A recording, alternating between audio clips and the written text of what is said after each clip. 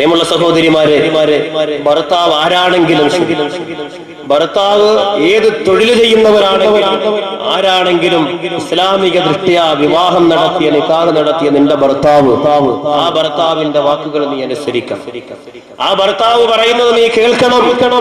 നാളെ ഭർത്താവിനെ അനുസരിക്കുന്ന പെണ്ണിന് സ്വർഗത്തിന്റെ കവാടങ്ങൾ തുറന്നു കൊടുക്കും. ഇഷ്ടമുള്ള വാതിലിലൂടെ സ്വർഗത്തിലേക്ക് പ്രവേശിക്കാൻ സാലിഹത്തായ പെണ്ണിന്, ഭർത്താവിനെ അനുസരിക്കുന്ന സാലിഹത്തായ പെണ്ണിന് പ്രവേശനാനുമതി നൽകും എന്ന് റസൂലുള്ളാഹി സ്വല്ലല്ലാഹു അലൈഹി വസല്ലമ തങ്ങൾ പഠിപ്പിക്കുകയാണ്.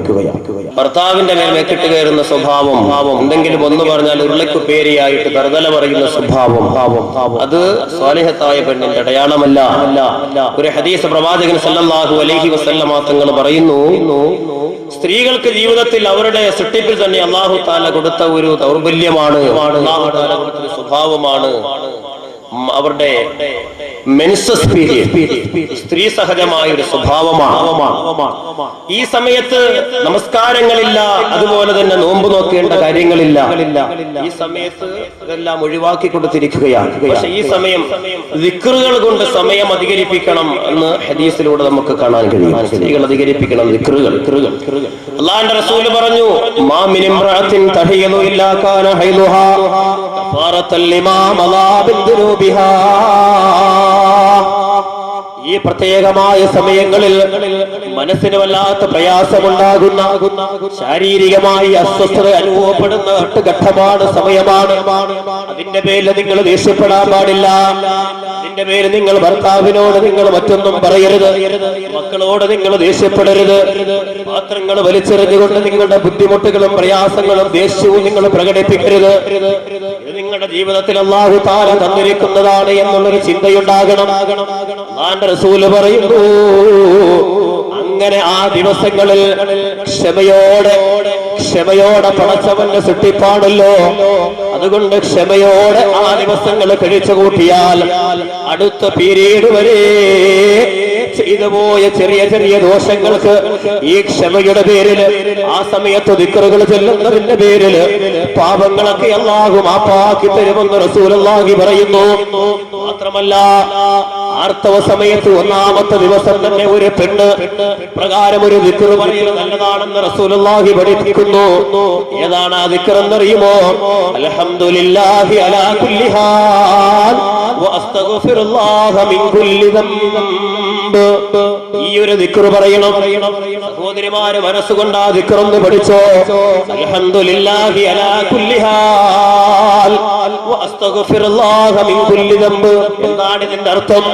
അൽഹംദുലില്ലാഹി അലാ കുല്ലി ഹാൽ, എല്ലാ അവസ്ഥകൾക്കും അല്ലാഹുവേ നിനക്ക് ഞാൻ നന്ദി രേഖപ്പെടുത്തുന്നു, നിന്നെ ഞാൻ സ്തുതിക്കുകയാണ്. ആരോഗ്യത്തിന്റെ സമയവും അതുപോലെ തന്നെ അനാരോഗ്യത്തിന്റെ സമയവും പ്രശ്നങ്ങളും ബുദ്ധിമുട്ടുകളും അസ്വസ്ഥതകളൊക്കെ നൽകുന്നത് നീയാണല്ലോ.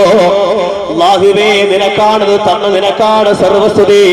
വഅസ്തഗ്ഫിറുല്ലാഹ മിൻ കുല്ലി ദംബിൻ, എല്ലാ പാപങ്ങളിൽ നിന്നും നിന്നോട് ഞാൻ പൊറുക്കൽ തേടുന്നു അല്ലാഹ്.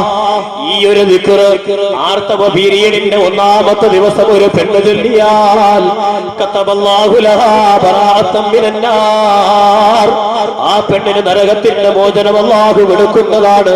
വജവാസന സിറാത്ത് എന്ന് പറയുന്ന പാലമുണ്ടല്ലോ, ജഹന്നം എന്ന് പറയുന്ന നരകത്തിന് മുകളിൽ നാട്ടപ്പെട്ട സിറാത്ത് എന്ന് പറയുന്ന പാലം, ആ പാലം നിങ്ങൾക്ക് മിന്നൽ വേഗതയിൽ വിട്ടുകിടക്കാൻ അല്ലാഹു അനുമതി തരുന്നതാണ്. വഅമാനം മിനൽ അദാബ്, പാരത്രിക ലോകത്തെ ശിക്ഷകളുണ്ടല്ലോ, ആ ശിക്ഷകളിൽ നിന്ന് അല്ലാഹു നിനക്ക് നിർഭയത്വം തരുമ്പോളേ. വറഫഅല്ലാഹു ലഹാ ലികുല്ലി യൗമിൻ വലൈലത്തിൻ ദറജത 40 ശഹീദാ. ഈ സമയത്ത് ഓരോ ദിവസവും രാവും പകലും നീ അനുഭവിക്കുന്ന പ്രയാസങ്ങൾക്ക് ബുദ്ധിമുട്ടുകൾക്ക് പകരമായി ഈ ഷഹീദിന്റെ കൂലി അല്ലാഹു നിനക്ക് റെക്കോർഡാക്കുന്നതാണ്, നിനക്ക് തരുന്നതാ. ഇതെപ്പോഴാണെന്നറിയുമോ? ഇദാ കാനത്ത് ദാക്കിറത്തൻ ലില്ലാഹി ഫീ ഹൈലിഹാ, ആർത്തവ പീരീഡിൽ നമസ്കാരമില്ല, നോമ്പില്ലല്ലോ, അതുകൊണ്ട് ഇബാദത്തൊന്നുമില്ല എന്ന് പറഞ്ഞിട്ട് വെറും വിനോദങ്ങളിലായി നിന്റെ സമയം ചെലവഴിക്കല്ലേ. ഈ സമയത്ത് അല്ലാഹുവിനെ ദിക്ർ ചെയ്യണേ. ദിക്ർ ചെയ്യുന്ന പെണ്ണിന് ഈ പ്രതിഫലം അല്ലാഹുവിന്റെ റസൂൽ വാഗ്ദാനം ചെയ്യുകയാണ്. നമ്മുടെ വിഷയം അവിടെയല്ല. നമ്മുടെ വിഷയം എവിടെയാ? ഈ ഹദീസ് എടുത്ത് തിരിച്ചിട്ട് മഹാനായ ഹസൻ ബസ്രി റളിയല്ലാഹു അൻഹു പറയുന്നു, ഈ ഹദീസ് എടുത്ത് ചർച്ച ചെയ്യുന്ന സ്ഥലത്ത് മഹാനായ ഹസൻ ബസ്രി തങ്ങൾ പറയുന്നു, ഇവിടെ കുറെ പ്രതിഫലം അല്ലാഹുവിന്റെ റസൂൽ പറഞ്ഞല്ലോ. സിറാത്ത് വിട്ടുകിടക്കുമെന്നും പരത്രീക ലോകത്തിൽ ശിക്ഷയിൽ നിന്ന് മോചനം കിട്ടുമെന്നും അതുപോലെ ഷഹീദിന്റെ കൂലി കിട്ടുമെന്നും ഒക്കെ അല്ലാഹുവിന്റെ റസൂൽ പറഞ്ഞല്ലോ. ഇതേത് സ്ത്രീക്കാന്നറിയുമോ?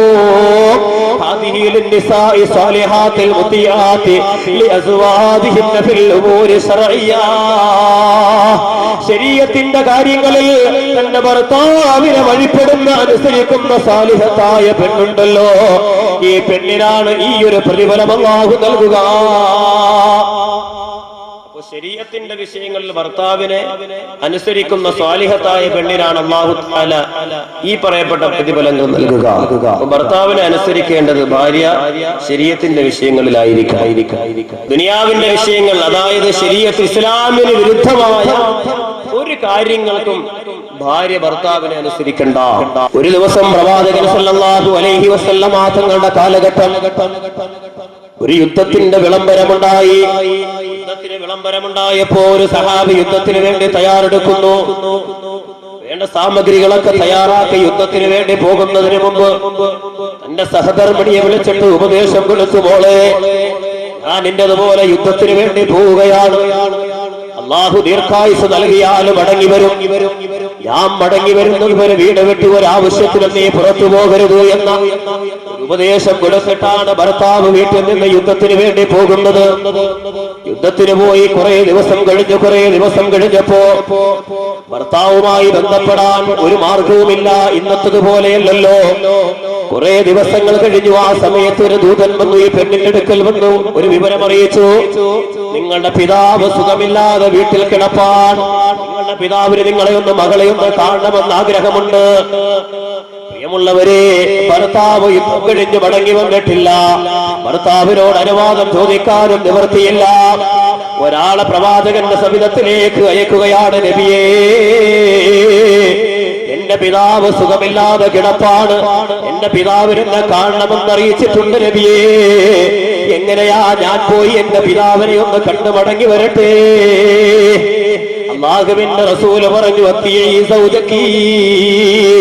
നിന്റെ ഭർത്താവ് എന്ത് പറഞ്ഞു അത് നീ അനുസരിക്കുക. റസൂലുള്ള പറയുമ്പോ ആ സഹോദരി ക്ഷമയോടെ വീട്ടിൽ കഴിയുകയാണ്. കുറെ ദിവസം കഴിഞ്ഞ് പിതാവ് മരണപ്പെട്ടു എന്ന വാർത്ത അറിയുന്നു. പക്ഷേ ഭർത്താവ് യുദ്ധം കഴിഞ്ഞ് മടങ്ങി വരാത്തതിന്റെ പേരില് തനിക്ക് ജന്മം നൽകിയ പിതാവിന്റെ മുഖമൊന്ന് കാണണമെന്ന് അതിയായ ആഗ്രഹമുണ്ട്. പക്ഷേ അല്ലാഹുവിന്റെ റസൂലിന്റെ മുന്നിൽ പോയാൽ മുമ്പ് പറഞ്ഞ മറുപടി നബിതങ്ങൾ ആവർത്തിക്കുമോ എന്ന ചിന്തയിൽ ആ സഹോദരി പ്രവാചകന്റെ അടുക്കലേക്ക് ആളെ അയക്കുന്നില്ല. തന്റെ പിതാവിനെ കാണാൻ കഴിയുന്നില്ല. എത്ര മനസ്സിന് വിഷമമുണ്ടാകും, എത്ര ദുഃഖമുണ്ടാകും. തന്നെ വളർത്തി വലുതാക്കിയ തന്റെ പിതാവ്, അവസാനം ആ പിതാവിന്റെ മുഖമെങ്കിലും ഒരു നോക്ക് കാണാൻ കൊതിയില്ലാത്ത മക്കൾ ആരാണുള്ളത്? പക്ഷേ ഭർത്താവിന്റെ അനുവാദമില്ലാത്തതിന്റെ പേരിൽ ക്ഷമയോടെ വീട്ടിൽ കഴിയുകയാണ്. പിതാവിനെ കൊണ്ടുപോയി മറമാടി. ഏതാനും ദിവസങ്ങൾ കഴിഞ്ഞ് യുദ്ധം കഴിഞ്ഞ് ഭർത്താവ് മടങ്ങി വരുമ്പോ അതാ ഭാര്യ ഭർത്താവിന്റെ മുന്നിലേക്ക് ദേഷ്യമുണ്ട്, പ്രയാസമുണ്ട്, ദുഃഖമുണ്ട്. ഭർത്താവിന്റെ മുന്നിൽ ചെന്ന് സഹതാപത്തോടെ ഭർത്താവിന്റെ മുന്നിൽ പറയുന്നു, നിങ്ങൾ അങ്ങനെ ഒരു കൽപ്പന തന്നതിന്റെ പേരിൽ എന്റെ പിതാവിനെ എനിക്കൊന്ന് കാണാൻ കഴിഞ്ഞില്ലല്ലോ. ഭർത്താവിന്റെ മുന്നിൽ നിറകണ്ണുകളോടെ വിഷമിച്ചു നിൽക്കുന്ന പെണ്ണിനെ കാണുമ്പോ ഭർത്താവിനും ദുഃഖമുണ്ട്. ആ സമയത്തതാ അല്ലാഹുവിന്റെ റസൂലിന് വഹി ഇറങ്ങുകയാ. മുഖറബുൽ അംലാക്ക് ജിബ്രീൽ എന്ന മലക്ക് അല്ലാഹുവിന്റെ റസൂലിന്റെ സവിധത്തിലേക്ക് വരികയാ. നബി തങ്ങളോട് പറയുന്ന, നബിയേ, ഭർത്താവിന്റെ ഭാവത്തില് വീട് വിട്ടിറങ്ങാതെ ഭർത്താവിന്റെ കൽപ്പന അനുസരിച്ചുകൊണ്ട് വീട്ടിൽ കഴിഞ്ഞ പെണ്ണ്, ആ പെണ്ണിന്റെ ജീവിതത്തിൽ സംഭവിച്ച സമസ്ത അപരാധങ്ങളും ഈ ഒരൊറ്റ സൽക്കർമ്മത്തിന്റെ പേരിൽ അല്ലാഹു പുറത്തു കൊടുത്തിരിക്കുന്നു എന്ന സന്തോഷ വാർത്ത അറിയിക്കുക. അല്ലാഹുവിന്റെ റസൂൽ ആ വിവരം ഒരാളെ വിളിച്ച ആ സ്ത്രീ അറിയിക്കുമ്പോ, പ്രിയമുള്ളവരെ, എല്ലാ സങ്കടങ്ങളും എല്ലാ പ്രയാസങ്ങളും ദൂരീകരിക്കപ്പെട്ടു പോയെങ്കില് ഭർത്താവിനെ അനുസരിക്കൽ ഇത്രത്തോളം ഗൗരവമുള്ളൊരു സംഗതിയാണ്. പ്രിയമുള്ള സഹോദരിമാരെ, ഭർത്താവിനെ അനുസരിക്കണം എല്ലാ വിഷയങ്ങളിലും. ഈ പറഞ്ഞതുപോലെ വീട് വിട്ട് വെളിയിലേക്ക് ഇറങ്ങണമെങ്കിൽ, മാർക്കറ്റിൽ പോകണമെങ്കിൽ, എന്തിനാ മാർക്കറ്റിൽ പോകേണ്ട അവസ്ഥയുണ്ടെങ്കിൽ മാത്രം അങ്ങനെ പോകേണ്ടി വന്നാൽ പോകേണ്ട രീതിയിൽ വേണം പോകാൻ. അതല്ലാതെ തൊട്ടതിനും പിടിച്ചതിനുമൊക്കെ വീട്ടിലിരിക്കുന്ന കഴിഞ്ഞുകൂടുന്ന സമയം ഇന്ന് കുറവാണ്. ഇന്ന് കവലകളിലൂടെയും അങ്ങാടികളിലൂടെയും ചുറ്റിക്കറങ്ങാനാണ് ഇന്ന് അധിക സമയവും സ്ത്രീകൾ ആഗ്രഹിക്കുന്നത്. അവിടെയാണ് സ്ത്രീയുടെ സ്വാതന്ത്ര്യത്തിന്റെയും അവകാശത്തിന്റെയും വിഷയം വരുന്നത്. അങ്ങനെ ദിവസം 24 മണിക്കൂറും വീട് വിട്ടിറങ്ങി കറങ്ങി നിറങ്ങാനും അഴിഞ്ഞാടാനുമുള്ള അവസരവും സ്വാതന്ത്ര്യവും ഇസ്ലാം കൊടുക്കുമായിരുന്നെങ്കിൽ ഇസ്ലാമിനെ ആക്ഷേപിക്കാൻ ആരുമില്ല, ഇസ്ലാമിനെ കുറ്റപ്പെടുത്താൻ ആരുമില്ല. മറ്റു പലരും ആഗ്രഹിച്ചതുപോലെയുള്ള സ്വാതന്ത്ര്യം ഇതാണെങ്കിൽ പരിശുദ്ധമായ ഇസ്ലാമിൽ ആ ഒരു സ്വാതന്ത്ര്യമില്ല. അഴിഞ്ഞാടാനും ഇറങ്ങി നടക്കാനും ചുമ്മാ കറങ്ങി നടക്കാനുള്ള സ്വാതന്ത്ര്യം പരിശുദ്ധമായി ഇസ്ലാം കൊടുക്കുന്നില്ല. വീട് വിട്ടിറങ്ങുമ്പോ ഭർത്താവിന്റെ അനുവാദം. ഇന്ന സ്ഥലത്ത് പോകേണ്ട കാര്യങ്ങൾക്ക് ഭർത്താവ് പോകേണ്ടതിന് ഭർത്താവ് പോകണം. നിവൃത്തിയില്ലാത്ത കേസാണെങ്കിൽ ഭാര്യ പോകണമെങ്കിൽ ഭർത്താവിന്റെ അനുവാദം ഉണ്ടാകണം. അല്ലാതെ ഒരു സ്ഥലത്തേക്കും, മരണ വീട്ടിലേക്കാണെങ്കിലും കല്യാണത്തിനാണെങ്കിലും എവിടെയാണെങ്കിലും, നിന്റെ വീട്ടിലേക്കാണെങ്കിലും നിന്റെ ഭർത്താവിന്റെ ബന്ധു വീടുകളിലേക്കാണെങ്കിലും കലാലയങ്ങളിലേക്കാണെങ്കിലും മക്കൾ പഠിക്കുന്ന വിദ്യാഭ്യാസ സ്ഥാപനങ്ങളിലേക്കാണെങ്കിലും ഭർത്താവിന്റെ അനുവാദമില്ലാതെ വീട്ടിലേക്ക് ഇറങ്ങാൻ പാടില്ല. സാലിഹത്തായ പെണ്ണിന്റെ അടയാളമാണ്. അങ്ങനെ ഭർത്താവിന്റെ കൽപ്പനകൾ ധിക്കരിച്ചുകൊണ്ട് അല്ലെങ്കിൽ ഭർത്താവ് പോലും അറിയാതെ ഇറങ്ങിത്തിരിക്കുന്ന പെണ്ണിനെ ഈ ഒരു പട്ടികയിൽ ഉൾപ്പെടുത്താൻ കഴിയൂല. പ്രിയമുള്ള സഹോദരിമാരെ, ആലോചിച്ചു നോക്കണം. ഞാനും നിങ്ങൾ ആലോചിച്ചു നോക്കുക. വീട് വിട്ട് എന്തൊക്കെ ആവശ്യങ്ങൾക്ക് വേണ്ടി നമ്മൾ പുറത്തിറങ്ങിയിട്ടുണ്ട്. വീട് വിട്ട് എന്തൊക്കെ ആവശ്യങ്ങൾക്ക് വേണ്ടിയിട്ട് നമ്മൾ വെളിയിലേക്ക് പോകാറുണ്ട്. എത്ര മരണ വീടുകളിലേക്ക് നമ്മൾ പോയിട്ടുണ്ട്, എത്ര കല്യാണങ്ങൾക്ക് പോയിട്ടുണ്ട്, എത്ര ഉത്സവങ്ങൾക്ക് കറങ്ങി നിറങ്ങാൻ വേണ്ടി നമ്മൾ പോയിട്ടുണ്ട്. ആലോചിച്ചു നോക്കുക. സാലിഹത്തായ പെണ്ണിന്റെ അടയാളം ഭർത്താവിനെ അനുസരിക്കുന്നവളാകുക. മൂന്നാമത് റസൂലുള്ളാഹി പറഞ്ഞു, സേവന മനസ്ഥിതിയുള്ളവളാകണം പെണ്ണ്. ഭർത്താവിന് സേവനം ചെയ്യുന്നവളാകുക. ഭക്ഷണം പാചകം ചെയ്തു കൊടുക്കൽ ഭാര്യയുടെ സേവനമാണ്. മക്കളെ വളർത്തൽ ഭാര്യയുടെ സേവനമാണ്. അതുപോലെ തന്നെ ഭർത്താവിന്റെ വസ്ത്രം അലക്കി കൊടുക്കുക, ഇതൊക്കെ ഭാര്യയുടെ ഭാഗത്തു നിന്നുള്ള സേവനമാണ്. ഇതിന്റെയൊക്കെ പേരിൽ മഹത്തമായ വണ്ണമേറിയ പ്രതിഫലം പാരത്രിക ലോകത്ത് അല്ലാഹു നിങ്ങൾക്ക് തരുന്നതാണ്. ഇതൊന്നും നിർബന്ധമായിട്ടും ഒരു സ്ത്രീയുടെ ഭാഗത്ത് നിന്ന് ഇതൊക്കെ എനിക്ക് കിട്ടിയേ മതിയാകൂ എന്ന് ഒരു ഭർത്താവും ശഠിക്കാൻ പാടില്ല, ശാഠ്യം പിടിക്കാൻ പാടില്ല. ഉച്ചയ്ക്ക് ഭക്ഷണം സമയത്ത് വിളമ്പി തരാത്തതിന്റെ പേരില് അല്ലെങ്കിൽ ഭക്ഷണം പാചകം ചെയ്യാത്തതിന്റെ പേരില് പള്ളിയിലോ ജമാഅത്ത് കമ്മിറ്റിയിലോ കുടുംബ കോടതിയിലോ പെണ്ണിന് ഒരു കേസ് ഫയൽ ചെയ്യാൻ പാടില്ല. ഭക്ഷണം പാചകം ചെയ്തു തരുന്നില്ല. ഇസ്ലാമിൽ അങ്ങനെ ഒരു നിയമമില്ല. എനിക്ക് വയ്യ അല്ലെങ്കിൽ ബുദ്ധിമുട്ടാ, നിങ്ങൾ വേണേ വെച്ച് കഴിച്ചോളാൻ പറഞ്ഞാൽ പിറ്റേ ദിവസം നേരെ അടുക്കള കയറിയിട്ട് ഭക്ഷണം പാചകം ചെയ്തോണം. അതിന്റെ പേരിൽ ഒരു ശിക്ഷ നടപ്പിലാക്കാൻ ഇസ്ലാം സ്വാതന്ത്ര്യം നൽകുന്നില്ല, ഇസ്ലാം അനുവദിക്കുന്നില്ല.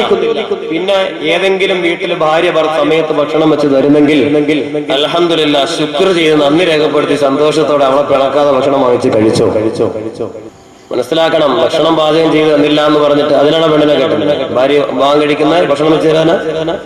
തുണി അലക്കി തന്നില്ല എന്ന് പറഞ്ഞിട്ട് തുണി അലക്കി തരാത്തതിന്റെ പേരിൽ മർദ്ദിക്കാനും അടിക്കാനും പീഡിപ്പിക്കാനും ഏത് ഇസ്ലാമാ പഠിപ്പിക്കുന്നത്? ഒരു ഇസ്ലാമും പഠിപ്പിക്കുന്നില്ല. രാവിലെ മുതൽ നീ പോയി അധ്വാനിച്ചിട്ട് രാത്രി വരുമ്പോ ഔദാര്യമുള്ള നിന്നോട് സ്നേഹമുള്ള ഭാര്യ നിന്റെ വസ്ത്രം അലക്കി അത് തേച്ച് വൃത്തിയാക്കി സൂക്ഷിച്ചെടുത്ത് വെച്ചു.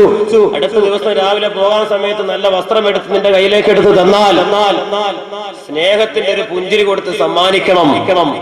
സന്തോഷം അൽഹംദുലില്ലാ, 100 അൽഹംദുലില്ലാ നീ പറയണം.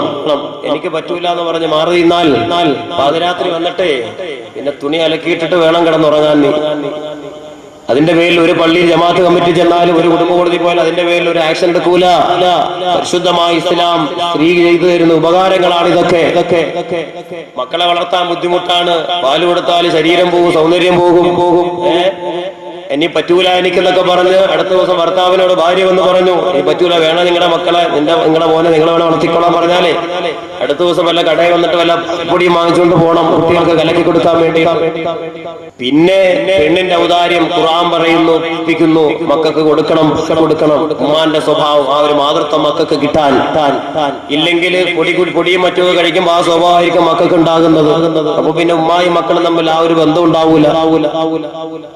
ഉമ്മാടെ സ്വഭാവം മാതൃത്വം അത് മക്കൾക്ക് കിട്ടണമെങ്കിൽ പരിശുദ്ധ ഇസ്ലാം കൽപ്പിച്ചതുപോലെ നിശ്ചയിക്കപ്പെട്ട സമയം വരെ കുട്ടികൾക്ക് മുല കൊടുക്കുക പെണ്ണ് ഔദാര്യമായി കാണുന്നു, അത് ചെയ്യുന്നു. ഇവിടെയൊക്കെ എന്താ പ്രതീക്ഷിക്കേണ്ടത്? ഭർത്താവിന്റെ ഭാഗത്തു നിന്നുള്ള ഒരു നല്ല വാക്ക് നിങ്ങൾ പ്രതീക്ഷിക്കണ്ട. എന്തൊക്കെ ഉപകാരങ്ങൾ ചെയ്താലും എന്തൊക്കെ നല്ല രീതിയിൽ വസ്ത്രം അലക്കെ തേച്ച് കൊണ്ടുകൊടുത്താലും എടുത്തു നോക്കിയിട്ട് ഇതവിടെ അവിടെ ചുളുക്കം മാറിയില്ലല്ലോ, ഇവിടെ അഴുക്കിരിക്കുന്നല്ലോ, ഈ ഒരു കുത്തുവാക്ക് പറയുന്നൊരു സ്വഭാവം ഉണ്ടാകും. നീ അത് പ്രതീക്ഷിക്കണ്ട, റബ്ബിന്റെ പൊരുത്തം പ്രതീക്ഷിച്ചാൽ മതി. റബ്ബിന്റെ പൊരുത്തം പ്രതീക്ഷിച്ചാൽ മതി. ചിലപ്പോ തുണിയൊക്കെ അലക്കുമ്പോ വാരിയിട്ട് കാലമോടെ ഇന്നലെ എവിടെ പോയി ഇറങ്ങിയിട്ടാ വരുന്നത്, ഇത് അലക്കിയാലും വെളുക്കൂല. അങ്ങനെ ശപിച്ച് അങ്ങനെ തുണി അലക്കണ്ട. കാരണം എന്താ? ചെയ്യുന്നത് വൃത്തിയായി മാന്യമായിട്ട് ചെയ്തോ. ഭർത്താവിന്റെ പൊരുത്തം നീ പ്രതീക്ഷിക്കണ്ട, റബ്ബിന്റെ പൊരുത്തമാണ് അവിടെ നീ പ്രതീക്ഷിക്കേണ്ടത്. അല്ലാഹുവിന്റെ റസൂല് പറയുന്നു, നിന്നെ ഉപദ്രവിക്കുന്നവരാണെങ്കിലും നിന്നെ നല്ലതുപോലെ അന്വേഷിക്കാത്തവരാണെങ്കിലും നിന്റെ ഉപകാരങ്ങൾക്കൊരു ധന്യവാക്ക് പറയാനുള്ള മാനസികാവസ്ഥയില്ലാത്ത ഒരു ഭർത്താവാണ് നിന്റെ ഭർത്താവെങ്കിലും അയ്യുമമ്രാത്തിന് ഹദമത്ത് സൗജഹാ, ഒരു സാലിഹത്തായ പെണ്ണിന്റെ അടയാളം അല്ലാഹുവിന്റെ നബി പറയുന്നു. തന്റെ ഭർത്താവിന് വേണ്ടി സേവനം ചെയ്യുന്നവള് തന്റെ ഭർത്താവ് ഉച്ചയ്ക്കുണ്ണാൻ വരുമെന്ന് ചിന്തിച്ച് മനസ്സിലാക്കിയിട്ട് പിന്നോമന മക്കളുണ്ടായിട്ട് പോലും ആ മക്കൾക്കിടയിലൂടെ ആ മക്കളെ ആശ്വസിപ്പിച്ചുകൊണ്ട് ആ മക്കളെ ഇടത്തൊക്കത്ത് വെച്ചുകൊണ്ട് നിനക്ക് വേണ്ടി ഭക്ഷണം പാചകം ചെയ്ത് തരുമ്പോ എന്റെ പ്രിയമുള്ള സഹോദരി, ആ നിന്റെ ഭർത്താവ് ഒന്ന് ഭക്ഷണം കഴിക്കുമ്പോ 100 കുറ്റങ്ങളും കുറവുകളും പറയാറുണ്ടെങ്കിലും നീ അവളെ എതിർത്തൊരക്ഷരം നീ പറയേണ്ടതെങ്കിലേ, നീ റബ്ബിന്റെ പൊരുത്തം പ്രതീക്ഷിച്ചാണ് നീ അവന് വേണ്ടി ഭക്ഷണം പാചകം ചെയ്തതെങ്കിലോ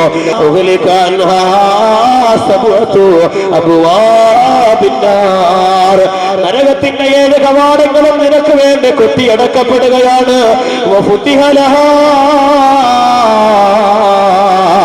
സമാരിയത്തു അബ്വാബിൽ ജന്ന, സ്വർഗലോകത്തിന്റെ 8 കവാടങ്ങളും നിനക്ക് വേണ്ടി തുറക്കപ്പെടുകയാണ്.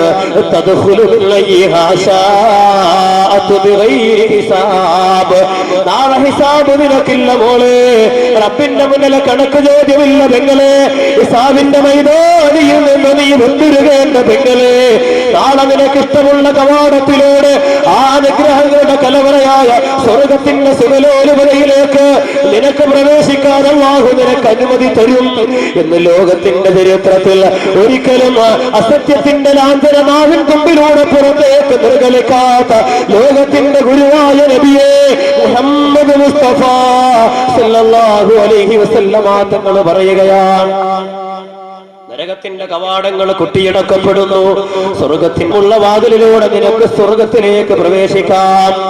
അല്ലാഹുവിന്റെ റസൂല് പറയുന്നു, ഇദാ ഗസലത് ഇംറഅത്തുൻ സിയാബ സൗദിഹാ, ഒരു ഭാര്യ തന്റെ ഭർത്താവിന്റെ വസ്ത്രമലക്കി കൊടുക്കുന്നു.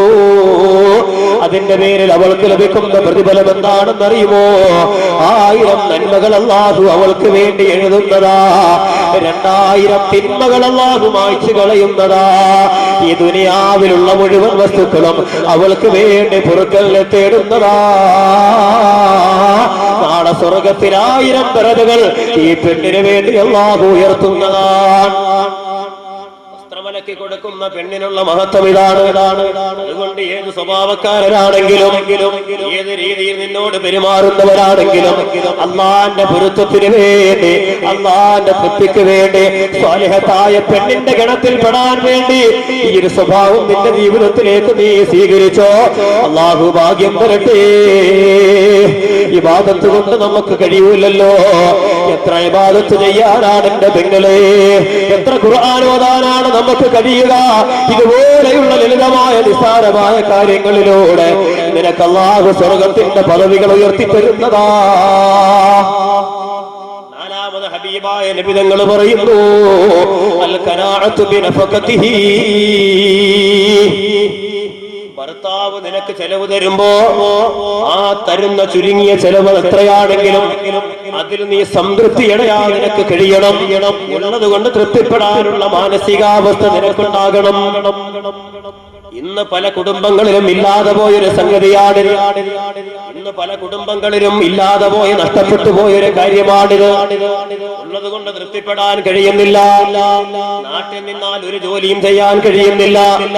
മക്കളെ പോറ്റണം, ഭാര്യയെ പോറ്റണം, വിദ്യാഭ്യാസം, അതുപോലെ തന്നെ ഹോസ്പിറ്റലിലെ ചെലവുകൾ. നാട്ടിൽ നിന്നാൽ നിവൃത്തിയില്ലാത്തതിന്റെ പേരിൽ കടം വാങ്ങിയിട്ടെങ്കിലും വിദേശത്ത് പോയി പാടുപെടുമ്പോ, വിദേശത്ത് പോയി കഷ്ടപ്പെടുന്നു പറയുന്ന ജോലി അവിടെ ചെല്ലുമ്പോ കിട്ടിക്കൊള്ളണമെന്നില്ല. ഏതെങ്കിലും ഉൾപ്രദേശങ്ങളിലേക്ക് കൊണ്ടുപോയി തള്ളിയിട്ട് ഒട്ടകത്ത് മേയ്ക്കാനോ ആട്ടിൻപറ്റങ്ങളെ മേയ്ക്കാനോ പരയിൽ കയറാനോ അല്ലെങ്കിൽ അടിമയ്ക്ക് അറബിക്ക് അടിമപ്പണി ചെയ്യാനും അവന്റെ കക്കൂസ് കഴുകിയിട്ടാണെങ്കിലും ആ രീതിയിൽ കഷ്ടപ്പെട്ട് അവൻ അനുഭവിക്കുന്ന പ്രയാസങ്ങൾ ഒന്നും തന്നെ വീട്ടിലേക്ക് വിളിച്ചറിയിക്കാതെ മാസാമാസം അവൻ പൈസ അയച്ചു കൊടുക്കുമ്പോ പോയി അനുഭവിക്കുന്ന ചെറുപ്പക്കാരുടെ കഥകൾ കേട്ട് കരഞ്ഞു പോയിട്ടുണ്ട്. ചെന്നിട്ട് ഭാഷയറിയില്ല, സ്ഥലമറിയില്ല, ഏതെങ്കിലും ഉള്ളിലേക്ക് കൊണ്ടുപോയി തള്ളി ഒന്ന് രക്ഷപ്പെടാൻ, ഒന്ന് സംസാരിക്കാൻ ഭാഷയറിയില്ല, സ്ഥലമറിയില്ല. കുറെ മാവും മറ്റും കൊണ്ടുപോയി തള്ളിയിട്ട് കൊടുക്കുമ്പോ മാസങ്ങളോളം റൊട്ടി മാത്രം കഴിച്ച് പച്ചവെള്ളം കുടിച്ച് വിശപ്പടക്കേണ്ടി വരുന്ന ചെറുപ്പക്കാര് വീട്ടിലേക്കൊന്ന് വിളിക്കാൻ കഴിയുന്നില്ല, ഭാര്യയോടൊന്ന് സംസാരിക്കാൻ കഴിയുന്നില്ല. അങ്ങനെ കഷ്ടപ്പെട്ടിട്ട് കിട്ടുന്ന അധ്വാനം മുഴുവനും ഒരു നേരത്തെ ഭക്ഷണത്തിന് പോലും നല്ലതുപോലെ ഭക്ഷണം കഴിക്കാൻ ചെലവഴിക്കാതെ ഭാര്യയെ കുറിച്ച് ഓർത്ത്, തന്റെ അരുമ മക്കളെ കുറിച്ച് ഓർത്ത്, നാട്ടിലെ കടങ്ങളെ കുറിച്ച് ഓർത്ത് കഷ്ടപ്പെട്ട് കിട്ടുന്നത് മുഴുവനും അതാ ബാങ്കിലേക്ക് അയച്ചു കൊടുക്കുമ്പോ ഡ്രാഫ്റ്റായും ചെക്കുകളായും വരുമ്പോ അയൽപക്കത്തെ വീട്ടിലെ മദാമ പെണ്ണുങ്ങളെ പോലെ ആർമാടങ്ങൾക്ക് പരിചയമുള്ള ഈ പെണ്ണ് ജന്മേച്ഛയും കാണ്ടുപയോഗിച്ചുകൊണ്ട് കിട്ടുന്ന വരുമാനം മുഴുവനും എടുത്തിട്ട് ഇവളുടെ അഹങ്കാരത്തിന്റെ പുറത്ത് ദൂർത്തും ദുർഗയും ആഡംബരവുമായി ചെലവഴിച്ചിട്ട് അവസാനം അവളുടെ അടിച്ചു പൊളിക്കാനും ആഡംബരത്തിനും തികയാതെ വരുമ്പോ തന്റെ ഭർത്താവിനെ കളിയാക്കുന്ന പെങ്ങളെ, തന്റെ ഭർത്താവിന്റെ ആണത്വത്തെ ചോദ്യം ചെയ്യുന്ന പെങ്ങളെ, അയൽപക്കത്തെ വീട്ടുകാരന്റെ കൊട്ടാരം കണ്ടിട്ട് നിന്റെ ഭർത്താവിന്റെ വേദി കുത്തുവാക്ക് പറയാറില്ലേ? അയൽപക്കത്തവന്റെ വീട്ടിന്റെ മുറ്റത്ത് കിടക്കുന്ന കാർപോർട്ടിൽ കിടക്കുന്ന വിലപിടിപ്പുള്ള വാഹനം കണ്ടിട്ട് നിന്റെ ഭർത്താവിനെ നീ പരിഹസിച്ചിട്ടില്ലേ? നാളെ റബ്ബിന്റെ മുന്നിൽ സമാധാനം പറയണം പെങ്ങളെ. നിനക്ക് വേണ്ടി കഷ്ടപ്പെടുമ്പോ അവൻ അധ്വാനിച്ചു തരുന്നത് ഉള്ളത് കൊണ്ട് തൃപ്തിപ്പെടാനുള്ള മാനസികാവസ്ഥ നിനക്കുണ്ടാകണം. ഒരിക്കലും നിന്റെ കൊട്ടാരത്തെക്കാളും നിന്റെ വീടിനേക്കാളും ബഹുനില കൊട്ടാരത്തിലേക്കല്ല നീ നോക്കേണ്ടത്. നിനക്ക് 3 നേരം ഭക്ഷണം കഴിക്കാറുണ്ടെങ്കിൽ 4 നേരം ഭോജനം നടത്തുന്നവന്റെ വീട്ടിലേക്കല്ല പെങ്ങളെ നീ നോക്കേണ്ടത്. നിന്റെ വീട്ടിൽ 1 നേരം നിനക്ക് ഭക്ഷണം കഴിക്കാനുള്ള വകയുണ്ട്. അത് മുളകും ചമ്മന്തിയും വരച്ചിട്ടാണ് നിനക്ക് കഴിക്കാനുള്ളതെങ്കിൽ ഇതിന്റെ മഹത്വം നീ അറിയണമെങ്കിൽ, ഇതന്വേഷിച്ചുകൊണ്ട് തരുന്നവന്റെ മഹത്വം നിനക്കറിയണമെങ്കിൽ 1 നേരം പോലും മുളകടച്ച് ഭക്ഷണം കഴിക്കാറില്ലാതെ കവലകളിലൂടെ കറങ്ങിത്തിരിയുന്ന എത്രയോ ആളുകളുണ്ട്, എത്രയോ പാവപ്പെട്ടവരുണ്ട്. അവരിലേക്ക് നീ ഒന്ന് നോക്കുമോ? അല്ലാഹു നിന്റെ ഭർത്താവ് മുഖേന നിനക്ക് തന്ന ഔദാര്യം നിനക്ക് മനസ്സിലാക്കാൻ കഴിയുമല്ലോ. സഹോദരിമാരെ, അടുത്തവന്റെ ബഹുനില കെട്ടിടങ്ങളിലേക്ക് നോക്കിയിട്ട് എന്റെ വീട് ചോർന്നലിക്കുന്ന വീടാണല്ലോ എന്ന് പറഞ്ഞ് ഭർത്താവിന്റെ മനസ്സിനെ വിഷമിപ്പിക്കുന്നവളാകല്ല. മറിച്ച് നിനക്ക് കയറി കിടക്കാൻ ഒരു വേലമേല കൂരയാണെങ്കിലും നിനക്കുണ്ടല്ലോ. ചോർന്നലിക്കുമ്പോ വായും തലങ്ങണിയും എടുത്ത് ചോർച്ചയില്ലാത്ത ഭാഗത്തേക്കൊന്ന് മാറി നിൽക്കാൻ നിനക്ക് കഴിയുമെങ്കിൽ കയറി കിടക്കാൻ സ്വന്തമായൊരു കൂരയില്ലാത്ത കടത്തിണ്ണകളിൽ അന്തിയിറങ്ങുന്ന നാടോടികളായി എത്രയോ ആളുകളുണ്ട്. നീ അവരിലേക്ക് നീ ഒന്ന് നോക്കുമോ? അല്ലാഹു നിനക്ക് തന്നു ചെയ്ത ഉപകാരം, അല്ലാഹു നിനക്ക് ചെയ്തു തന്ന നിഅമത്ത് നിന്റെ ഭർത്താവ് നിനക്ക് അന്വേഷിച്ചു തരുന്നതിന്റെ മഹത്വം നിനക്കറിയാൻ കഴിയും. ഇവിടെ മുഴുവനും ആഡംബരവും ആർഭാടവും അല്ലേ? വഴിവിട്ട ജീവിതങ്ങൾക്ക് വേണ്ടി മുഴുവൻ സമ്പത്തും അയച്ചു തരുന്നത് മുഴുവനും വേണ്ടാധീനങ്ങൾക്കും അതുപോലെ തന്നെ ആഡംബരങ്ങൾക്കും വേണ്ടി ചെലവഴിക്കുമ്പോ പ്രിയമുള്ള സഹോദരിമാരെ ആലോചിക്കണം. ഭർത്താവ് തരുന്നതിൽ സംതൃപ്തയാകണം നീ. ഇന്ന് എത്രയോ കുടുംബങ്ങളിൽ എത്രയോ കുടുംബ ബന്ധങ്ങൾ തകരുന്നു. പ്രിയമുള്ളവരെ, കിട്ടുന്നത് പോരാ, ഭർത്താവ് അന്വേഷിച്ചു കൊടുക്കുന്നത് മതിയാകുന്നില്ല. ആഡംബര ജീവിതത്തിന് മതിയാകാതെ വരുന്നു, ആർഭാടങ്ങൾക്ക് മതിയാകാതെ വരുന്നു. ഉള്ളത് കൊണ്ട് തൃപ്തിപ്പെടാനുള്ള മാനസികാവസ്ഥ നഷ്ടപ്പെടുന്നു. റസൂലുള്ളാഹി സ്വല്ലല്ലാഹു അലൈഹി വസല്ലമ തങ്ങൾ ഇത് പറഞ്ഞതോടൊപ്പം തന്നെ സാലിഹത്തായ പെണ്ണിന്റെ മറ്റൊരു ഗുണം കൂടി റസൂലുള്ളാഹി പറഞ്ഞു. ശരീരത്തിന്റെ സൗന്ദര്യവും പ്രദർശിപ്പിക്കുന്നത് ഭർത്താവിന്റെ മുന്നിൽ മാത്രമായിരിക്കും സാലിഹത്തായ പെണ്ണ്. ശരീരത്തിന്റെ സൗന്ദര്യം മറ്റുള്ളവരുടെ മുന്നിൽ വെളിവാക്കുന്നവളല്ല. ഇത് റസൂലുള്ളാഹി സ്വല്ലല്ലാഹു അലൈഹി വസല്ലമ തങ്ങൾ പറയുമ്പോ എന്റെ പ്രിയമുള്ള സഹോദരിമാരെ, ഇത് രണ്ടും കൂടി ചേർത്ത് വായിക്കാൻ നമുക്ക് കഴിയണം. ഇത് രണ്ടും കൂടി ഒരുമിച്ച് ചേർത്ത് വായിച്ച് അല്ലാഹുവിന്റെ റസൂല് പറഞ്ഞതിന്റെ പൊരുൾ മനസ്സിലാക്കാൻ നമുക്ക് കഴിയണം. ഇന്ന് കവലകളിലൂടെ കറങ്ങി നിരങ്ങുമ്പോ അഴിഞ്ഞാടുമ്പോ എന്റെ പ്രിയമുള്ള സഹോദരിമാരെ, നിങ്ങൾ അറിയുക, ശരീരത്തിൽ മറക്കേണ്ട ഭാഗങ്ങൾ മുഴുവനും കവലകളിലൂടെ കാമഭ്രാന്തന്മാർക്ക് കൊത്തിയെടുക്കാൻ വേണ്ടി നിന്റെ ശരീരത്തിന്റെ സമ്പുഷ്ടമായ ഭാഗങ്ങൾ പ്രകടിപ്പിച്ചുകൊണ്ട് വെളിവാക്കിക്കൊണ്ട് കവലകളിലൂടെ കറങ്ങിത്തിരിയുമ്പോ നിന്നെ കുറിച്ച് ലോകത്തിന്റെ ഹബീബായ നബി തങ്ങൾ പഠിപ്പിച്ചത് നീ വ്യഭിചാരിണിയാണെന്ന് പറഞ്ഞത്. ഏതെങ്കിലും ഒരു പെണ്ണിന്റെ മുഖത്ത് നോക്കി അഭിസാരികയായി പറഞ്ഞാൽ വ്യഭിചാരി എന്ന് പറഞ്ഞാൽ ഇഷ്ടപ്പെടുവോ പ്രിയമുള്ളവരെ? തകർന്നു പോകും. അല്ലാഹുവിന്റെ റസൂൽ പറയുന്നു, ഭർത്താവിന്റെ അനുവാദമില്ലാതെ ശരീരത്തിന്റെ ഭാഗങ്ങൾ വെളിവാക്കി, ശരീരത്തിന്റെ ഭാഗങ്ങൾ തുറന്നു കാണിച്ച് വെളിയിലിറങ്ങി നടക്കുന്ന പെണ്ണ്, ശരീരത്തിൽ ഭർത്താവ് അയച്ചു കൊടുക്കുന്ന സുഗന്ധദ്രവ്യങ്ങൾ, പെർഫ്യൂമും മറ്റും അടിച്ച് ശരീരത്തിലും വസ്ത്രത്തിലും ബോഡി സ്പ്രേയും അതുപോലെ തന്നെ വസ്ത്രത്തിലും മറ്റും സുഗന്ധം ഉപയോഗിച്ച് കവലകളിലൂടെ കറങ്ങിത്തിരിയുമ്പോ നിന്റെ ശരീരത്തിലും വസ്ത്രത്തിലും ഉപയോഗിച്ച ആ ഒരു സുഗന്ധത്തിന്റെ ആ ഒരു മണം, ആ ഒരു സുഗന്ധം ഏതെങ്കിലും ഒരു പുരുഷന്റെ നാസ്വാധാരങ്ങളിലേക്ക് കടന്നു ചെന്നിട്ട് ആഗ്രഹത്തോടെ ആശയോടെ ഏതെങ്കിലും ഒരു പെണ്ണിനെ നോക്കാൻ അത് കാരണമായിട്ട് അവൻ കൊതിച്ചു പോയിട്ടുണ്ടെങ്കിൽ, ആഗ്രഹിച്ചു പോയിട്ടുണ്ടെങ്കിൽ നീ വ്യഭിചാരിണിയാണ് എന്ന് പ്രവാചകൻ സല്ലല്ലാഹു അലൈഹി വസല്ലമ തങ്ങൾ പഠിപ്പിക്കുകയാണ്. പ്രിയമുള്ള സഹോദരിമാരാലോചിക്കുക, വീട് വിട്ട് വെളിയിലേക്കുള്ള പോക്ക്, യാത്ര എങ്ങനെയാണ്? അള്ളാന്റെ റസൂൽ പറഞ്ഞതുപോലെയാണോ? അള്ളാന്റെ ഹബീബ് പഠിപ്പിച്ചതുപോലെയാണോ? ഭർത്താവിന്റെ മുന്നിൽ അണിഞ്ഞൊരുങ്ങാനും നല്ല വസ്ത്രം ധരിക്കാനും സന്തോഷത്തോടൊരു പുഞ്ചിരി തൂകാനും എന്ന് ഭാര്യയ്ക്ക് കഴിയുന്നില്ല. എന്നാൽ മറ്റുള്ളവരെ കാണുമ്പോ വല്ലാത്തൊരു ചിരിയും തമാശയും കുണുങ്ങലും ബഹളവും അണിഞ്ഞൊരുങ്ങലും സുഗന്ധം ഉപയോഗിക്കലും ഇസ്ലാമിന് വിരുദ്ധമാണ്. പ്രിയമുള്ളവരെ, പുറത്തിറങ്ങുമ്പോ വീട്ടിൽ മാത്രമേ സുഗന്ധദ്രവ്യങ്ങൾ ഒരു പെണ്ണുപയോഗിക്കാൻ പാടുള്ളൂ. അത് തന്നെ ഭർത്താവിന്റെ മുന്നില് വീട് വിട്ട് വെളിയിലിറങ്ങുമ്പോ സുഗന്ധദ്രവ്യങ്ങള് മുസ്ലിമായൊരു പെണ്ണിന് ഉപയോഗിക്കാൻ പാടില്ല എന്നത് പരിശുദ്ധമായ ഇസ്ലാം കൽപ്പിക്കുന്ന യാഥാർത്ഥ്യമാണ്. പരിശുദ്ധമായ ഇസ്ലാമിന്റെ കൽപ്പനയാണ്. ഞാനെന്ന് ചോദിക്കട്ടെ, സുഗന്ധം ഉപയോഗിക്കാതെ എത്ര സ്ത്രീകൾ വെളിയിലേക്ക് ഇറങ്ങുന്നവരുണ്ട്? വാഹനങ്ങളിലൊക്കെ യാത്ര ചെയ്യുമ്പോ സഹോദരിമാരുടെ ശരീരത്തിലും വസ്ത്രത്തിലും ഉപയോഗിച്ച സുഗന്ധങ്ങൾ, പ്രിയമുള്ളവരെ, എത്രയോ ചെറുപ്പക്കാരുടെ ആസ്വാധാരങ്ങളിലേക്ക് കടന്നുകൂടിയിട്ട് പലരെയും നിന്നെ മോഹിപ്പിച്ചിട്ടുണ്ട്, ആഗ്രഹിപ്പിച്ചിട്ടുണ്ട്. നീ മനസ്സിലാക്കുക, അള്ളാഹുവിന്റെ ശാപം നിന്റെ മേൽ ഇറങ്ങിക്കൊണ്ടിരിക്കുകയാണ്.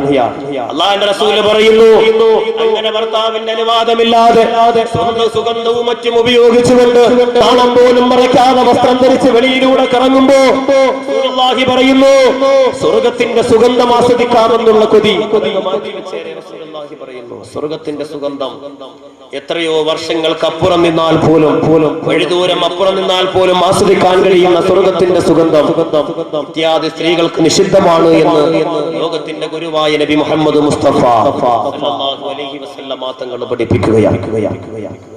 എത്ര പറഞ്ഞാലും എത്ര കണ്ടാലും എത്ര അനുഭവങ്ങൾ കേട്ടാലും ഈ സമൂഹം, ഞാൻ സ്ത്രീകളെ മാത്രം ആക്ഷേപിക്കുന്നില്ല, പുരുഷന്മാർ ഭർത്താവ് എന്ന് പറയുന്ന കുന്തങ്ങൾ എന്തിനാണ് ഇങ്ങനെ ആണാണെന്നും പറഞ്ഞു നടക്കുന്നത്? ഇസ്ലാം കൽപ്പിക്കുന്ന കാര്യങ്ങൾ മനസ്സിലാക്കിയിട്ട് ഇസ്ലാമിക ചിട്ടയിൽ നിന്റെ ഭാര്യ വസ്ത്രം വാങ്ങിക്കൊടുത്ത് ആ വസ്ത്രം ധരിപ്പിക്കാൻ നിന്നെ കാണത്തമില്ലാത്തതിന്റെ പേരിലല്ലേ ഈ ഒരു എഴുന്നേറ്റം നടക്കുന്നത്? കാർക്കശ്യമായിട്ട് വളരെ കാഠിന്യമായി ഭാര്യയോട് പറയാൻ, വേണ്ടാത്ത ആവശ്യങ്ങൾക്ക് വീട് വിട്ട് വെളിയിൽ പോകരുതെന്നും, വെളിയിലേക്ക് ഇറങ്ങേണ്ടി വന്നാൽ മാന്യമായ വസ്ത്രം ധരിച്ചിട്ടേ വെളിയിലേക്ക് ഇറങ്ങാവൂ എന്നും ആണത്വത്തോടുകൂടി പറയാനുള്ള ആർജവം നഷ്ടപ്പെട്ടു പോയ മുസ്ലിമേ, എന്റെ മുസ്ലിം ചെറുപ്പക്കാരാ, ആണത്വം നഷ്ടപ്പെട്ടു പോയി. അതല്ലാതെ പിന്നെന്താ പറയേണ്ടത്?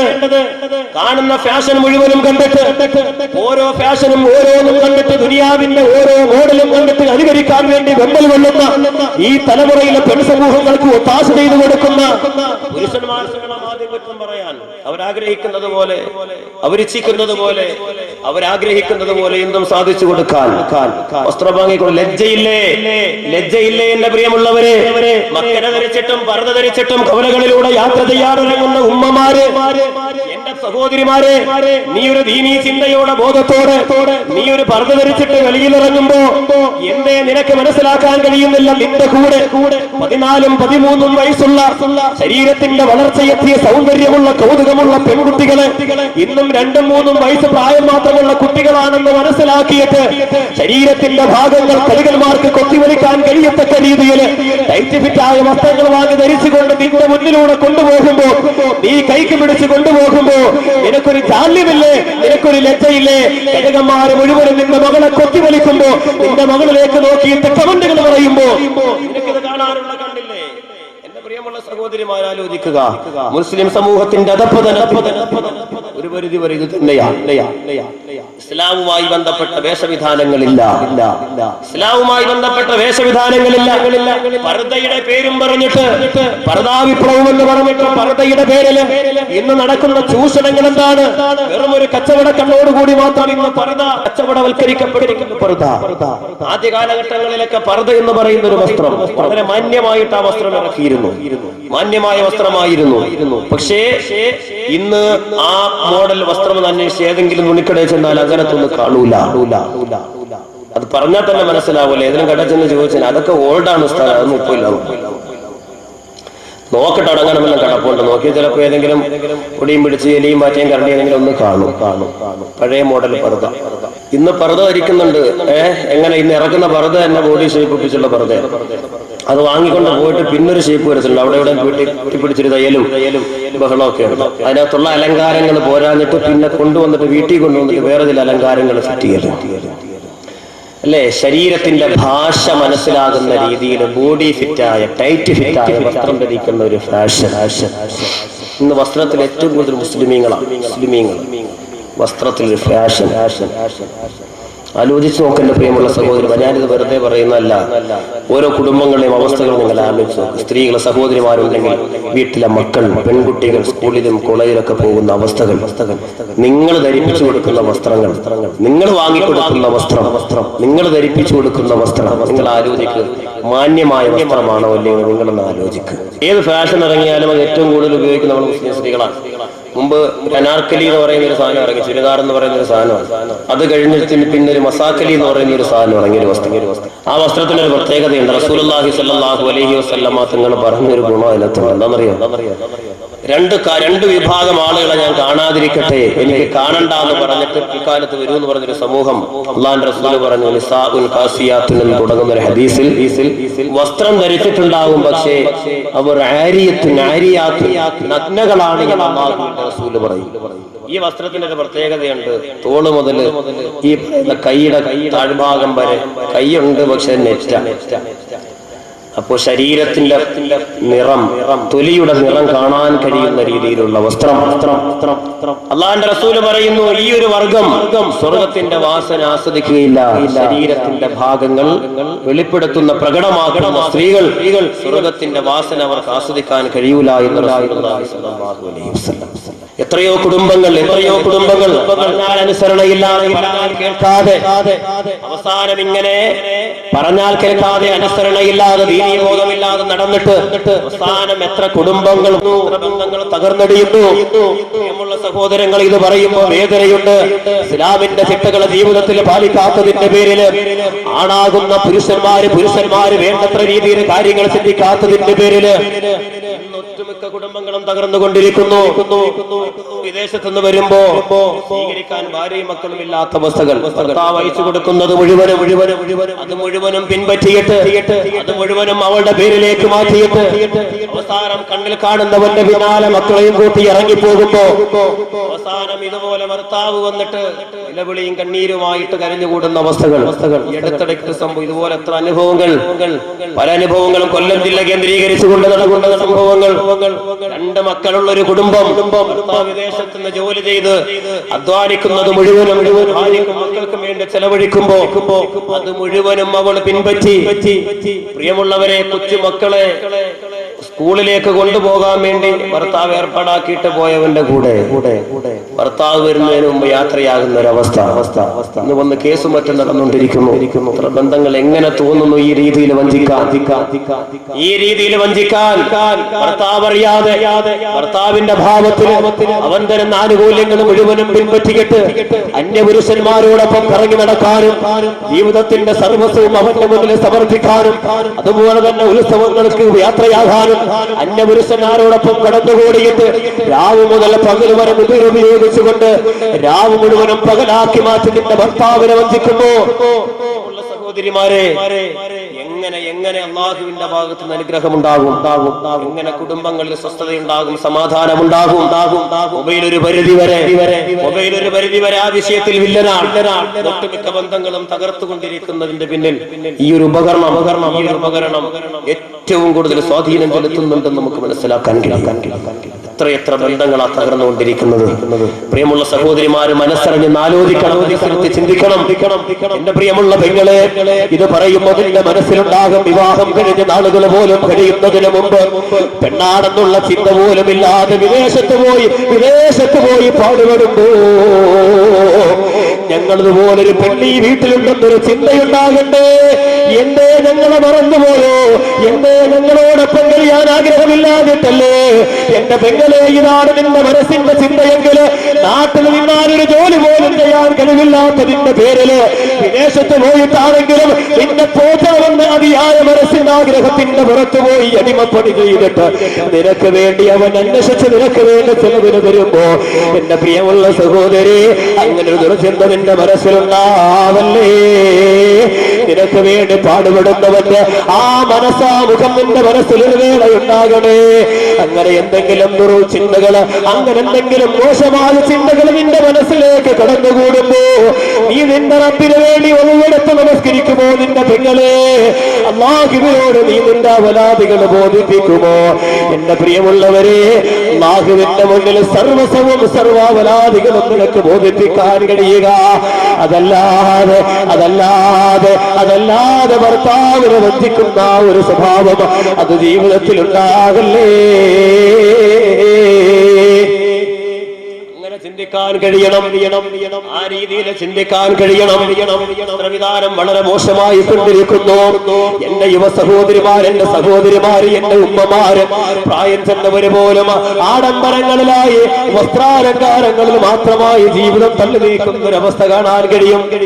ആഭരണങ്ങൾ പോലും ധരിക്കുമ്പോ പർദ്ദ ധരിച്ചിട്ട് പർദ്ദയുടെ മുകളിലൂടെ ആഭരണങ്ങൾ പ്രകടമാക്കി നടക്കുന്നൊരവസ്ഥ അങ്ങനെ പലരെയും കാണാൻ കഴിയും.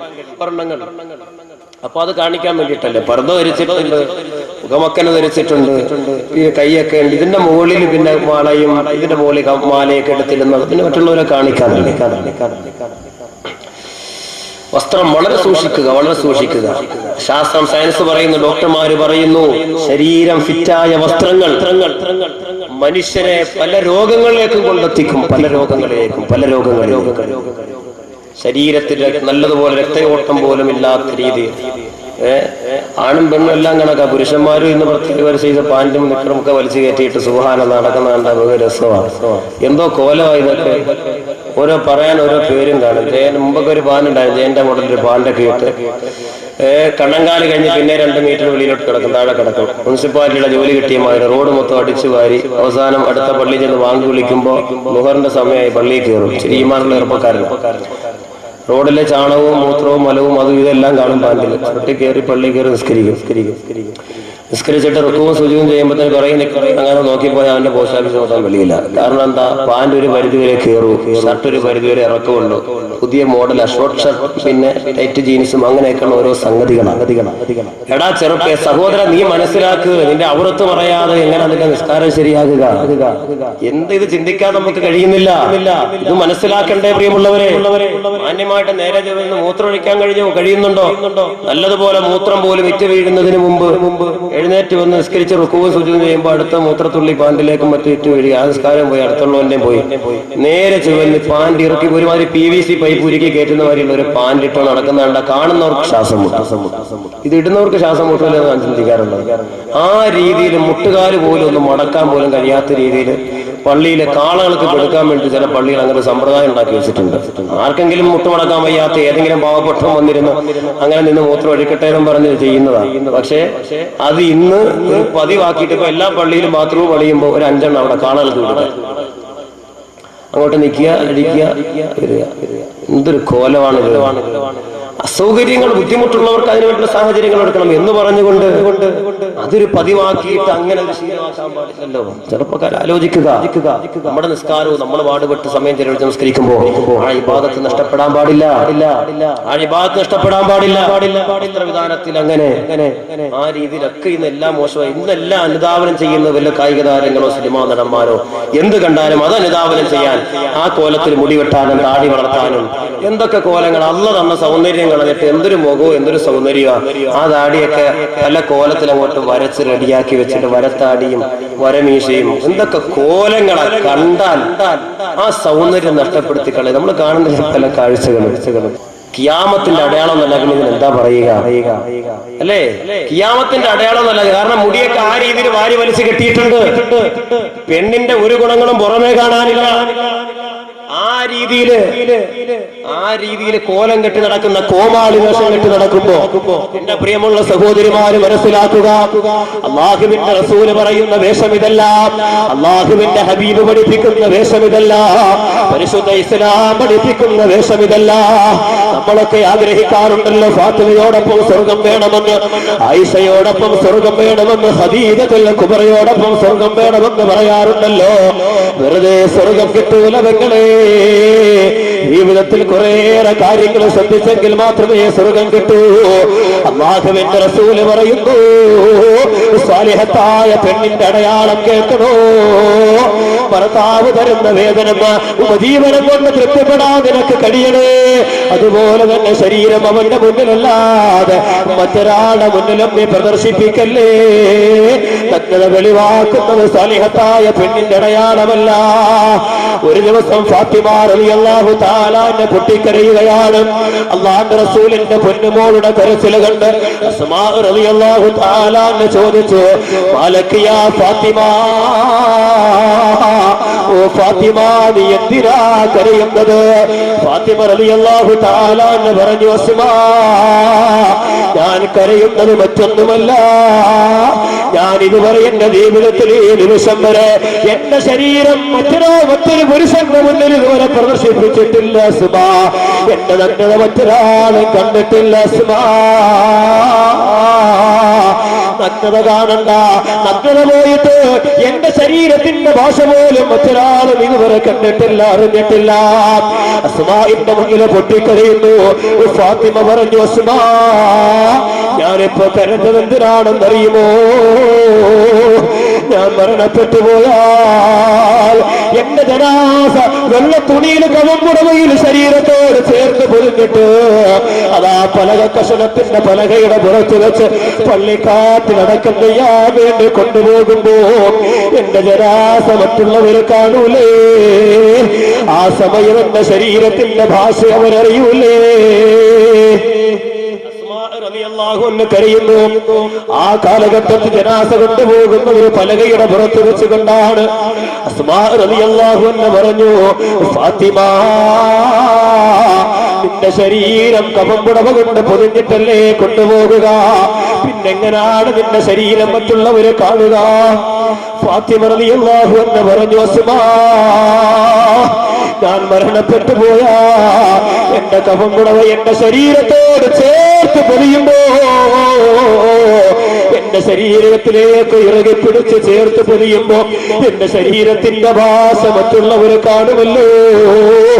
ഇതുവരെ എന്റെ ശരീരത്തിന്റെ ഭാഷ ഒരാൾ പറഞ്ഞിട്ടില്ല. എന്റെ പ്രിയമുള്ള സഹോദരിമാരെ ചിന്തിക്കുക, ഇന്ന് ശരീരം കാണുമെന്ന ആഗ്രഹത്തോടെ വസ്ത്രം ധരിക്കുന്ന പെണ്ണേ, നിന്റെ ശരീരത്തിന്റെ ലാവണ്യം, നിന്റെ ശരീരത്തിന്റെ വടിവും തിരിവും, നിന്റെ ശരീരത്തിന്റെ മേനിയടക്ക് മറ്റുള്ളവന്റെ മുന്നിനെ പ്രദർശിപ്പിക്കാൻ വേണ്ടി നമ്മൾ കൊള്ളുന്ന പെണ്ണേ, നോള സ്വർഗത്തിൽ സ്ത്രീകളുടെ നായകത്വം അലങ്കരിക്കുന്ന ഫാത്തിമ റളിയല്ലാഹു തആല പൊട്ടിക്കരഞ്ഞു. എന്റെ ശരീരത്തിന്റെ ഭാഷ മറ്റുള്ളവർ അറിയുമല്ലോ എന്നോർത്തിട്ട് ഈ സമയത്തതാ അസ്മാ പറഞ്ഞു, നീ കരയേണ്ട ഫാത്തിമ. അബ്സീനിയ എന്ന് പറയുന്ന ഒരു നാടുണ്ട്. ആ നാട്ടിൽ ജനാസ കൊണ്ടുപോകാൻ ഉപയോഗിക്കുന്ന മയ്യത്ത് കട്ടില് ഇന്ന് നമ്മുടെയൊക്കെ നാട്ടിൽ ഉപയോഗിക്കാറുള്ളത് പോലെ മയ്യത്ത് കട്ടിലാണ്. ജനാസ വെച്ച് അതിന്റെ അടപ്പും വിട്ട് മൂടിക്കഴിഞ്ഞാൽ ജനാസ മറ്റൊരാള് കാണൂല, മറ്റൊരാൾക്ക് കാണാൻ കഴിയില്ല. ഉസ്മാ പറഞ്ഞു, ഫാത്തിമ നിന്റെ ജനാസ കൊണ്ടുപോകാൻ അതുപോലൊരു മയ്യത്ത് കട്ടില് സംഘടിപ്പിക്കാം. ഫാത്തിമയുടെ കരച്ചിലൊന്നു നിന്നുകയാണ്.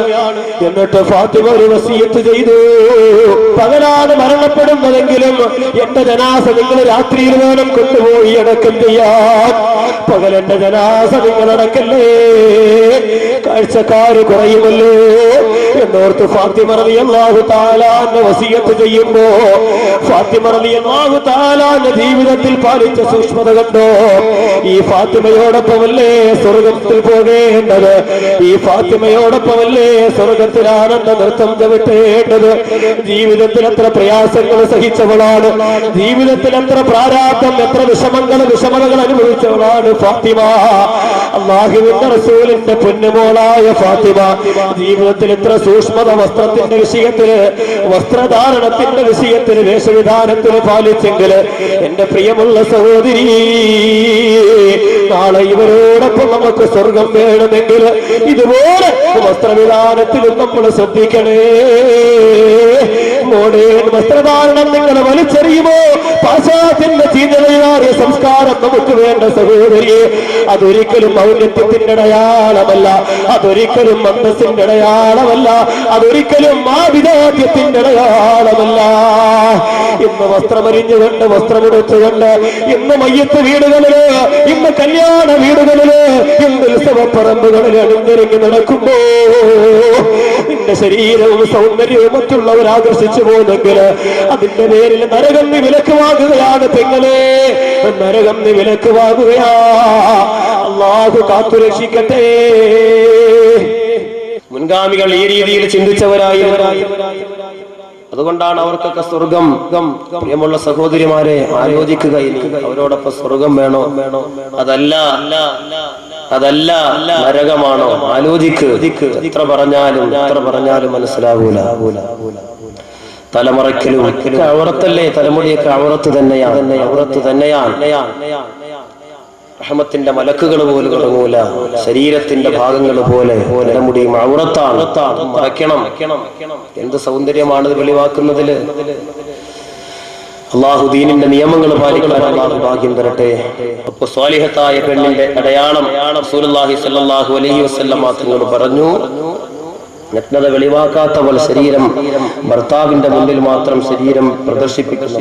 ഇൻഷാ അല്ലാഹ് ബാക്കി ഒരു 2-3 അടയാളം കൂടി റസൂലുള്ളാഹി സ്വല്ലല്ലാഹു അലൈഹി വസല്ലം തങ്ങൾ പഠിപ്പിക്കുന്നുണ്ട്. ഇൻഷാ അല്ലാഹ് നമുക്ക് നാളെ ചർച്ച ചെയ്യാം.